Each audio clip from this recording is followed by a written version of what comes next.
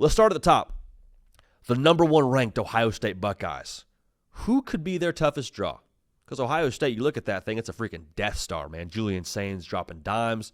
Defense looks impenetrable. I don't know if we've ever said that word on the show, but that's how I feel about Ohio State's defense. The weapons for Ohio State, I don't know who's matching up with them.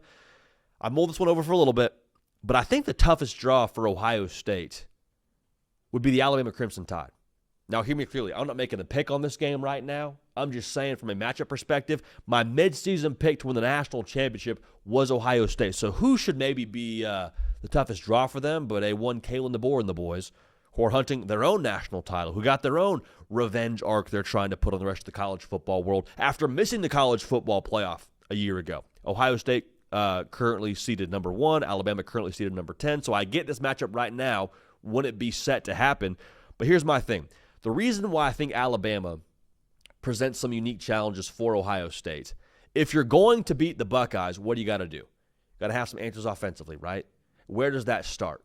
JD, it starts with the weapons. Yeah, it's true. I like Ryan Williams, like Jeremy Bernard, like Cuevas, all that. That's true. It could be a pretty good matchup on the perimeter for what Ohio State's secondary maybe presents in that side of things. My angle here is I think that with how difficult Matt Patricia is making things schematically on opposing offenses, you got to go with the best processor in college football. And to me, Ty Simpson is absolutely the most above-the-shoulders elite player in the game right now. So I'm not even saying they match up all that well with Ohio State when it comes to their ability to run the football and things of that nature, but I think if I have to bet on one dude to try and understand what Matt Patricia is trying to do in real time on the field at the quarterback position, it's Ty Simpson. I'll say this. This is not to single anybody out, but I just wanted to say this out loud. I'm not 110% sure that Bama couldn't find at least one matchup that they think favors them on the perimeter. And so if they can find something in the run game, which it seems like they're starting to do with Daniel Hill and what he looked like against Oklahoma, who is the top run defense in college football. He averaged 4 yards a carry. Second time we mentioned that this show. I think there's something there for Alabama to at least have a little bit of juice on the offensive side of the football. Now, defensively, I don't think you just ultimately slow down Ohio State. We already mentioned this. Jeremiah Smith, I think, is the best player in college football. I think he should win the Heisman Trophy if Julian Sain doesn't win it. That's beside the point.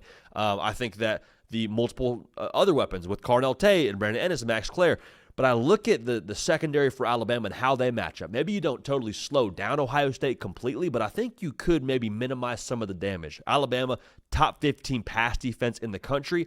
Take the numbers away. The overall length of Alabama on the back end, I think, matches up relatively well. There is not a cornerback on Alabama's roster that plays meaningful minutes that's listed under 6 foot. Dijon Lee, true freshman, he's 6'4". I don't know if you have him shadow Jeremiah Smith the whole game because I don't like a true freshman playing against Jeremiah Smith just straight up. But honestly, in terms of size and challenges that could present, maybe there's a world now where Alabama just battles a little bit. That's all I'm asking for, man. But can you just battle a little bit with Ohio State? Now, the problem here, as good as Ty Simpson is for Alabama, Julian Sain has been just as good and been just as dialed. You say, well, JD, they haven't played nearly level competition. Okay, I hear you. It's fine. But Julian Sain has passed every test here, especially from the month of October onward, with flying colors, completing 80% of his passes. I can't explain how stupid that is of a stat. That is ridiculous to be able to do that. So I think unintentionally now, the key for Ohio State in this spot, the reason why I think I'd ultimately, if I had to make a pick today, I'd lean pretty heavily towards Ohio State. I think Ohio State has intentionally held some of their cards close to the vest with what they haven't done running the football just yet, because that's kind of the major gripe if you're grasping at straws against Ohio State. Well, what are they really on the ground? They're not Quinshon Judkins and Travion Henderson level good when it comes to running the football. That's true. It's definitely true. But I see real juice with Bo Jackson, and I don't think it's a coincidence that Ohio State has thrown the football more this year than they have run the football. I think they're saying we're going to keep that offensive line fresh. We're going to keep that running back room fresh. So when it comes time for cold weather games against the Michigans of the world and potentially here a draw against Alabama in the college football playoff, I think Ohio State would be more than fine saying royal flush, throw all our cards down. Bo Jackson downhill, C.J. Donaldson downhill, James Peoples getting in the mix. I think Ohio State actually has more juice than they are letting on in that running back room. and I think they would exercise it against the Bama defense that has had their own issues against the run in itself. So again, not making a pick. I would lean Ohio State here. But, Cato, that's kind of my breakdown on the hypothetical game here. What is the hypothetical line that you would set here for a neutral site Ohio State-Alabama matchup in the first round of the college football playoff for Ohio State, but the second round of the bracket? Yeah, JD, I actually took the liberty of looking at what the semifinal bowl matchups will be. I'm going to give some designations here. Let's go, dude. I love it. So this game, we're going to take this to the Orange Bowl. Last time these two teams faced off, national championship in that same stadium. Oh, gosh. Bring them both back. Hopefully Ohio State would have some better luck than when they got blown out in that COVID year. Mac Jones slice and dice them, and Devontae Smith had the best first half of football we've ever seen a wide receiver have. So this will be in the Orange Bowl. These two, I mean, you talk about the logo matchup. Like, this would just be awesome. And Alabama fans, do not come after me. This says a lot more about Ohio State than Alabama as far as this line goes. I think it's Ohio State by a touchdown. I think Ohio State. That's not crazy at all. I think Ohio State 7.5 is the line that you'd get here, and I think I don't think anyone would be favored by less than a touchdown against, or less than a touchdown underdog to Ohio State up until this point. Now, obviously, in these games there would be games before, so maybe if Alabama in their game before this runs the ball for 200 yards. There's less on Ty Simpson's plate. The defense looks better. Then all of a sudden, I think we can maybe see a line change, and I think that'd be possible for all of these matchups. But as it stands right now, we saw what that Oklahoma defense was able to do as far as wreaking havoc on that Alabama offense, and I feel like a lot of that was predicated on so much being on Ty Simpson's shoulders and not having that complementary run game to go along with it.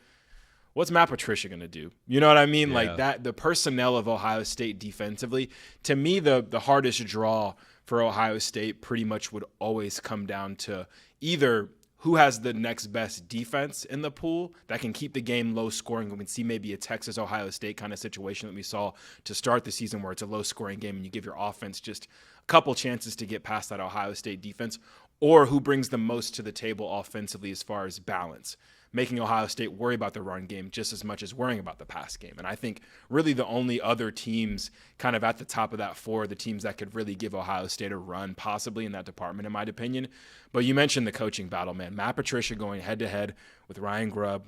Kalen DeBoer's brains obviously very much has to do with the scheme as well. Sure. I think that'd be an awesome schematic battle. People were saying that they can't wait to hopefully see Grubb versus Venables several times in the future in the SEC. This matchup, too, would just be two great chess players, if you will, as far as what they do at the coordinator level. And I wouldn't put Ryan Grubb, who has had postseason experience at Washington and knows how to get a good game plan together. I wouldn't put it past him having a couple things and wrinkles to give Matt Patricia some problems, but I still think it's a 7.5 spread for me favoring the Buckeyes. I actually 100% agree with that number. Nice. I 100% agree with that number. I think what you said is a good point of, well, if Alabama looks like a freaking wagon in the first round, maybe we change that number. But as it stands right now, a little Orange Bowl matchup between Ohio State and Bama round 2, all the way here for that, dude. Yeah, I mean, Ohio State keeps doing what they're doing, and then Alabama takes their loss to Oklahoma. So the line is very in the moment. We'll see. Hopefully we see a matchup like this and we can get some real lines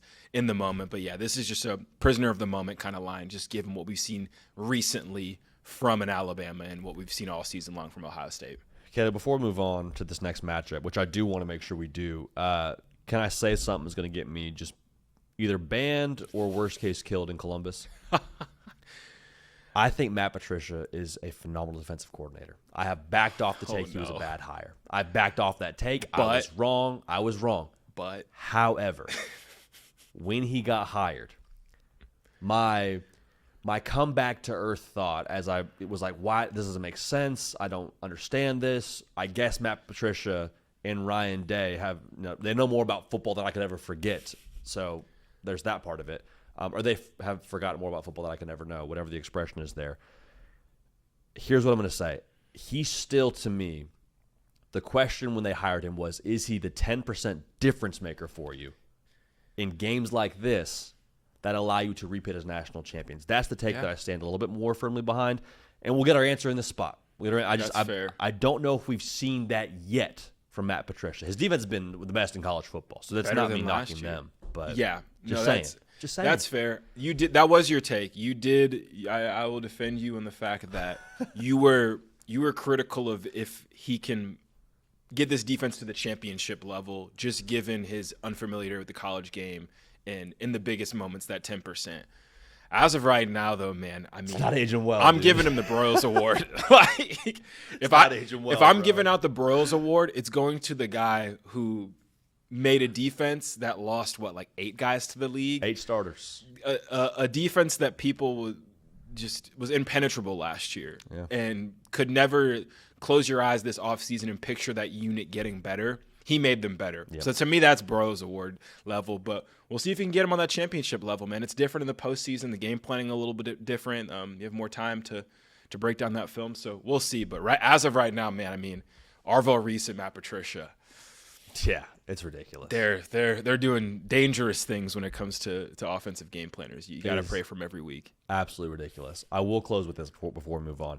I have a vote on the Broyles Award. Ooh. Matt Patricia will be getting a vote from me on the Broyles Award. So in case that's like an olive branch to the folks in Columbus, if they're still watching this show, God bless you. That is maybe the olive branch that hopefully will keep cooler heads in tune.